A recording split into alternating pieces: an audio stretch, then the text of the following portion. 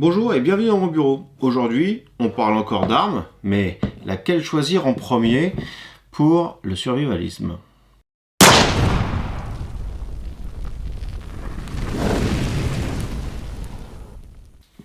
Donc une question qu'on me pose souvent, c'est quand on est dans une démarche survivaliste ou même tireur sportif à tendance, on va dire, survivaliste, ou pour la défense personnelle, quelle arme on va se procurer en premier? Et la réponse est vaste, donc je pense que cette vidéo va être longue. Je peux déjà vous mettre un lien de ce côté-là par rapport aux armes de poing dans le survivalisme. J'ai fait un live assez long et je vais bientôt faire une vidéo condensée. Donc dans cette vidéo-là, on va vraiment aborder la première arme, le choix de la première arme, pourquoi.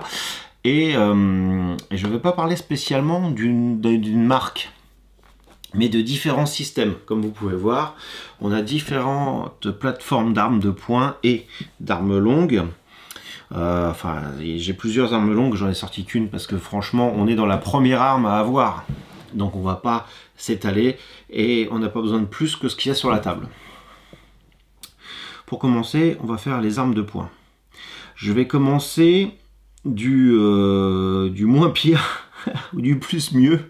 On va dire que voilà, quand on n'a pas le choix, je vais même en rajouter une supplémentaire. Voilà, on va rajouter cette arme là parce que il va y avoir différentes problématiques et ça va être toujours la légalité. La majeure partie du temps, et j'espère le plus longtemps possible, il va falloir que ce soit avec la réglementation en vigueur en France ou dans votre pays francophone. Si vous m'écoutez, c'est que vous êtes au moins francophone.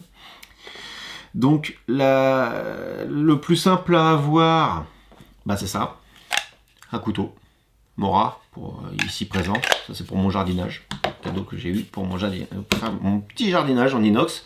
La lame, c'est pour ça, le jardin c'est mieux. Ensuite, on va arriver donc dans les armes à feu. Et l'arme à feu, il y a des catégories. Catégorie A, B, C, D. La A, c'est tout ce qui est interdit. La B, ça va être tout ce qui est vraiment autorisé. Il faut demander autorisation et il y a tout un protocole pour l'avoir et c'est compliqué. La C, ça va être affilié à la chasse et donc là, c'est juste une déclaration. Et la D est en vente libre. Il faut être majeur. Et français, je crois. Donc, à chaque fois, on va monter d'un cran. Et donc, ça sera toujours mieux que rien ou que la version précédente, mais ça sera de mieux en mieux pour arriver à la catégorie B, arme de poing 9 mm qui est ici. Voilà. Ou alors pompe en arme longue, par exemple. Donc, après le couteau que tout le monde a déjà ou peut avoir assez facilement, on va avoir la poudre noire. Je me suis fait prêter ici un revolver à poudre noire. Le problème, c'est que vous voyez, la presse de rechargement, elle, est intégrée et on doit recharger à chaque fois, mettre sa poudre, tout ça, mettre les amorces, ainsi de suite. Vous voyez la taille qu'il fait. Je ne sais pas si vous le voyez bien, mais il est gros quand même. Par contre, ça, c'est en vente libre à partir de 18 ans. Des fois, pour avoir la poudre noire, c'est un peu compliqué. Bon, ceux qui vont me demander, celui-là, c'est un Roger & Spencer. Voilà, c'est un vieux, hein, il a au moins 30 piges. C'est un truc italien. Donc, ça, c'est en vente libre. Il y a déjà des barilets qui ont été rechargés et un an après, ils tirent encore. S'ils sont bien bouchés à la graisse et que les amorces sont bien étanches aussi, et ainsi de suite. C'est en vente libre. Mais alors, je vous invite à aller voir ma vidéo, toujours pareil, sur la sécurité des armes de poing. C'est la même là-dessus. Toujours considérer chargé, ne pas pointer sur quelqu'un ou quelque chose que l'on ne veut pas détruire. C'est la base. Une fois que ça c'est fait, on va avoir les catégories C. Catégorie C en arme de poing, il n'y en a pas. C'est du D, on passe au C. Au C, ça va être un fusil à pompe de cette taille-là, ça va. Par contre, lui, il est en B parce qu'il a beaucoup de cartouches. Il faudrait que ce soit un 3 cartouches. Là, j'ai pas de fusil de chasse. J'ai que un fusil à pompe, mais un fusil de chasse du grand-père, 2 coups juxta ou superposés, ça ira très bien. L'avantage du 12, c'est d'avoir vraiment un maximum de possibilités. Tu peux avoir un slug, donc une seule balle qui va partir, ou alors une gerbe de plomb. On verra ça dans les armes longues dans le survivalisme.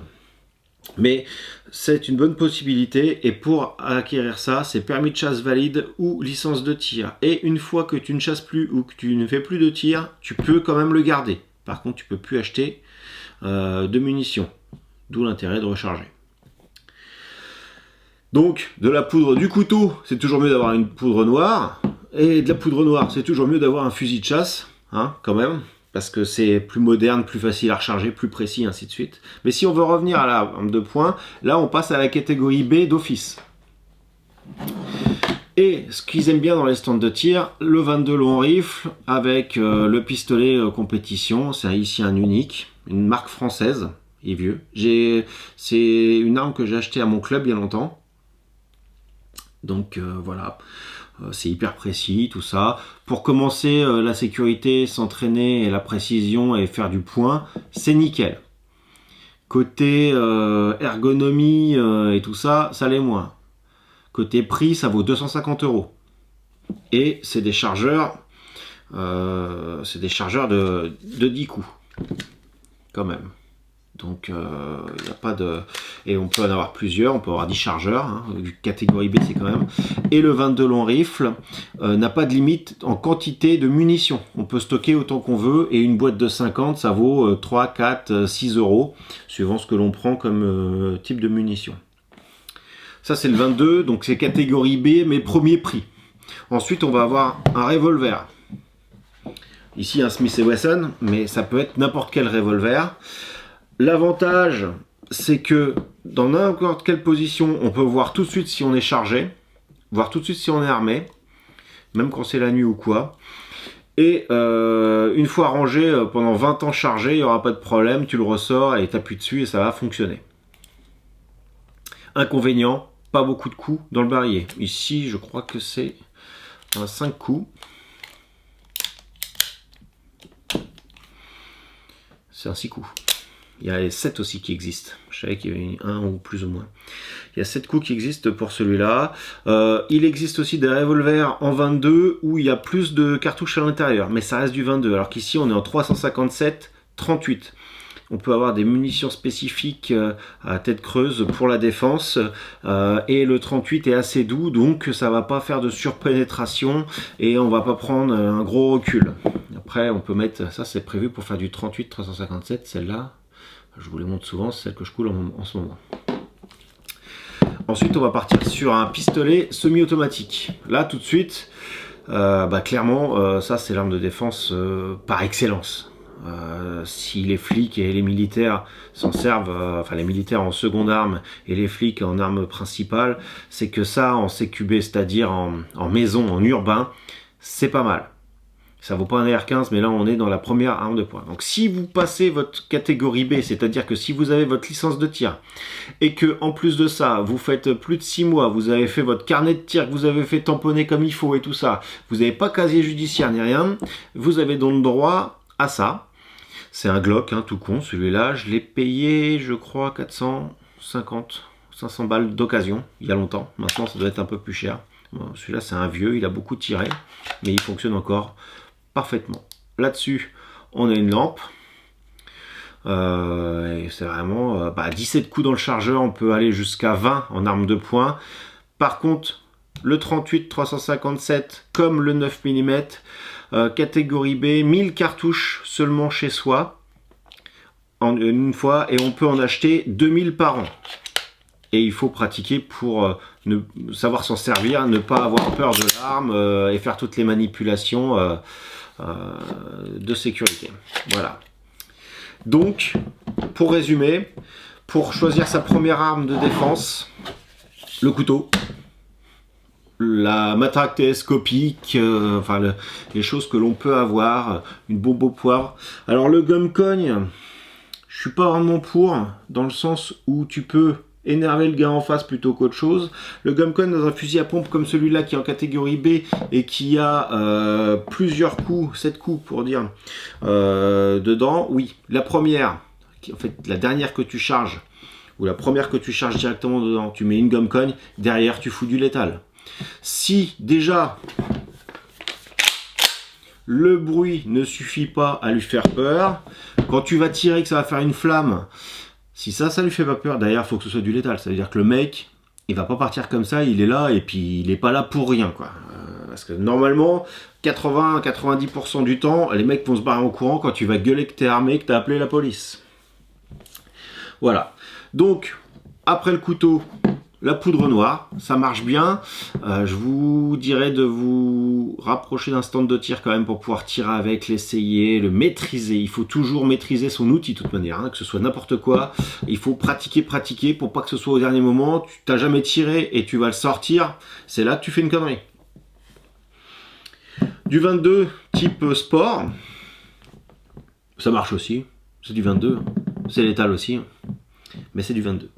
38 357 revolver, moins de coups mais en même temps comme je disais hein, c'est le même principe que celui-là. Normalement le fait d'entendre que tu es armé, tu leur dis tu es armé, que tu as appelé les flics, si tu as besoin de plus de 6 coups, c'est que déjà il y a un gros problème. Et le truc qui va bien, un pistolet semi-automatique, et c'est pas mal. Après on peut encore monter, après ça sera AR-15 ou choses comme ça, mais en urbain ça prend un peu de place, même si il y a des versions courtes. Je vous prépare ça dans un sujet. Je vais me préparer une version spécifique CQB, ce qu'on appelle CQB en combat, c'est les maisons et toutes ces choses-là. Donc je vais vous montrer ça. Voilà un peu pour la première approche du concept première arme en fait. Qu'est-ce que vous devez prendre? Je vous ai donné la clé pour réfléchir. C'est-à-dire qu'en fonction des autorisations que vous allez avoir, vous allez pouvoir monter en gamme, simplement. Voilà. Si vous avez des questions, n'hésitez pas à les poser en commentaire. Je ferai une vidéo spécifique arme longue. J'ai déjà fait un live arme de poing. Je ferai le condensé en vidéo. Donc c'est quelque chose qu'on va développer. On ne peut pas répondre à tout en une seule vidéo. Ça ne se peut pas. C'est pas possible. Le mec qui te dit ça, c'est qu'il oublie la moitié des choses. C'est un menteur. N'hésitez pas à vous abonner à la chaîne pour pas louper les prochaines vidéos. Vous pouvez me voir sur Insta, sur Facebook, Patreon. Merci à ceux qui me suivent sur Patreon. Il y a une petite vague là. Et je vais bientôt avoir beaucoup plus de temps à vous accorder à faire des vidéos. D'ailleurs sur Patreon et sur YouTube. Enfin ceux qui me suivent sur les réseaux sociaux sont au courant. Voilà. Merci à tous et à bientôt pour une nouvelle vidéo.